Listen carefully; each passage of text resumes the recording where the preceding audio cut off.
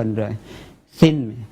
अच्छा, इसमें से हमने अभी तक तकरीबन 850 पेशेंट रजिस्टर्ड कर लिए हैं, क्योंकि हम पेशेंट बेस ऑर्गेनाइजेशन हैं और विदाउट किसी एनी फंड ग्रांट हुकूमती सपोर्ट अपना काम कर रहे हैं, तो अभी हमारी रजिस्ट्रेशन प्रोसेस जो है वो ज़रा स्लोली है। हमें आउटरीच और अवेयरनेस ये सारी चीज़ें भी अपनी पॉकेट से करनी है। तो हम चाह रहे हैं कि जल्द से जल्द हम अपने इस सिस्टम में उन तमाम रिमाइनिंग पेशेंट्स को भी लेके आएँ जो अभी ट्रीटमेंट से महरूम हैं और उनकी ज़िंदगियों को ख़तरा है। तो पाकिस्तान में हमारी 4 हीमोफीलिया सोसाइटीज़ हैं जो कि पेशेंट बेस्ड ऑर्गेनाइजेशन है।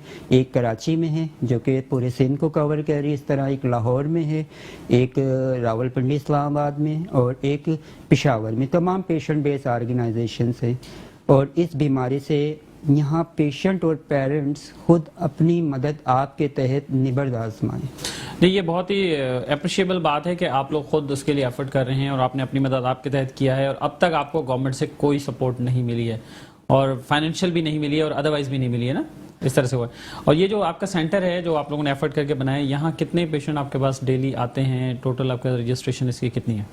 जी, हमारी इसमें डेली ओपीडी तकरीबन 10 आवर्स के ऊपर होती है और इस 10 आवर्स के अंदर 60 to 80 ब्लीडिंग डिसऑर्डर्स के जो पेशेंट्स हैं वो आते हैं ट्रीटमेंट के लिए। कुछ इंटीरियर सिंध से और दही इलाकों से, बलोचिस्तान से और दीगर अजला से भी लोग आते हैं, क्योंकि इस तरह जो ट्रीटमेंट अभी हमारे पास है, हमारे पास कुछ ह्यूमैनिटेरियन एड में इंजेक्शन आलमी इदारा हीमोफीलिया हमें दे देता है जो कि हमारी रिक्वायरमेंट का 10% है, यानी 90% अभी भी शॉर्टफॉल है यहाँ पर ट्रीटमेंट का।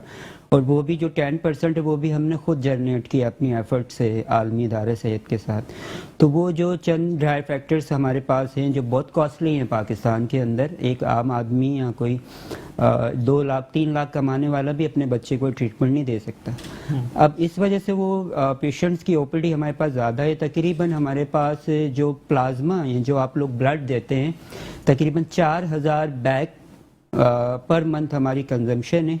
और इसमें हम थैंकफुल हैं NIBD के और इंडस हॉस्पिटल के और हुसैनी ब्लड बैंक के, PWA के और रीजनल ब्लड बैंक के कि वो इस मामले में हमें सपोर्ट कर रहे हैं। पर जो out of the state treatment है, जो ड्राई फैक्टर है, जो बर वक्त लगना चाहिए, उसमें हम गवर्नमेंट के साथ बातचीत कर रहे हैं और पूरी उम्मीद है कि हमारी बात सुनी भी जाएगी और ये ट्रीटमेंट हमें फराम भी किया जाएगा पाकिस्तान। अच्छा, आपने जिक्र किया तो साथ साथ ये भी बताते जाएं हमें और नाजरीन के लिए भी कि एक प्रपोजल पे काम हो रहा था जो हेल्थ डिपार्टमेंट ने किया था डायरेक्टर हेल्थ के थ्रू, उसका क्या स्टेटस है?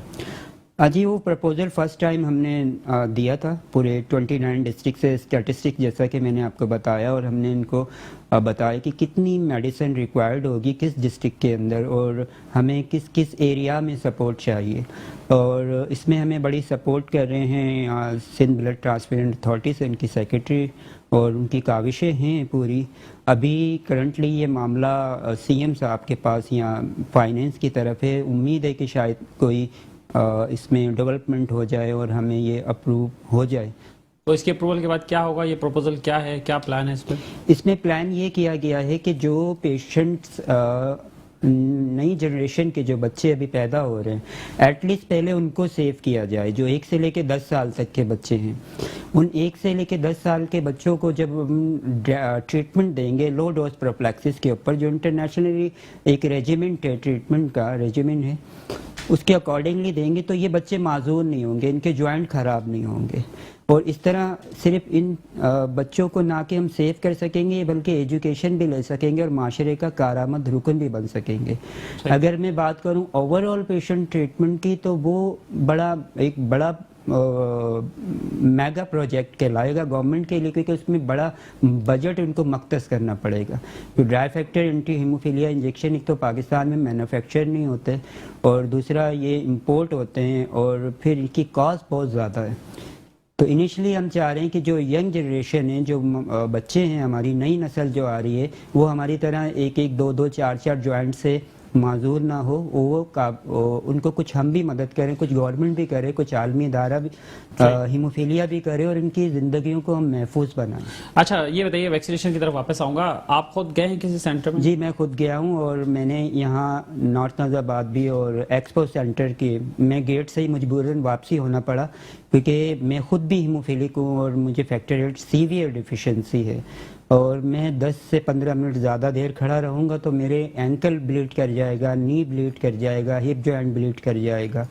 اب وہ بلیڈنگ آپ کو پتہ ہے پھر ٹریٹمنٹ بھی اویلیبل ایکسپو نہیں. سینٹر میں آپ نے صورتحال دیکھی تو وہ صورتحال میرے علاوہ اور بھی تمام مریض کا ملا جلا رجحان ہے کہ وہ پاسبل نہیں ہے کہ اتنی ٹائم تک کھڑے رہے وہاں. تو آپ پھر رش دے کے واپس آ گئے؟